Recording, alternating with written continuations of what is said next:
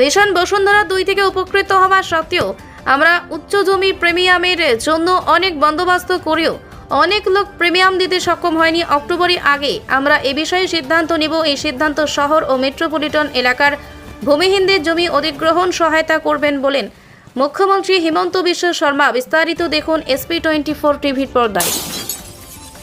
Mission Bashundhara 2 উপকৃত হওয়া সত্ত্বেও হাই ল্যান্ড প্ৰিমিয়ামৰ কাৰণে আমি বহুতক বন্দোবস্তি দিয়াৰ পিছতো তেওঁলোকে প্ৰিমিয়াম জমা দিব পৰা নাই।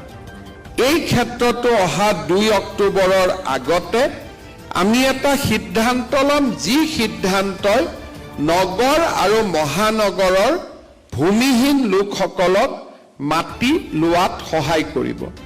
আমাৰ লক্ষ্য হ'ব যে প্ৰথম বিক্ৰীত তেওঁলোকে যিমান তেওঁলোকৰ ক্ষমতা আছে তাৰ ওপৰত তেওঁলোকে প্ৰিমিয়াম দিয়ক, কিন্তু ভৱিষ্যতে যেতিয়া তেওঁলোকে মাটিৰ কিনা বেচা কৰিব, তেওঁলোকে ভূমিটোৰ জৰিয়তে উপাৰ্জন কৰিব, তেতিয়া তেওঁলোকে আমাক দ্বিতীয়বাৰৰ বাবে ল্যান্ড প্ৰিমিয়াম দিব পাৰিব।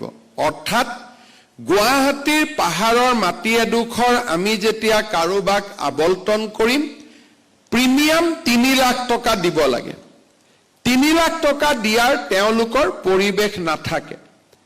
আমি 30,000 টকাতে তেওঁলোকক মাটি বন্দোবস্তি কৰিম, কিন্তু কণ্ডিশ্যন থাকিব তেওঁলোকে যেতিয়া দ্বিতীয়বাৰ কাৰোবাক মাটিটো বিক্ৰী কৰিব, তেতিয়া আমাক এই 2,70,000 টকা মাটি বিক্ৰী কৰা ধনেৰে তেওঁলোকে আমাক দিব লাগিব। It will be kind of a deferred payment.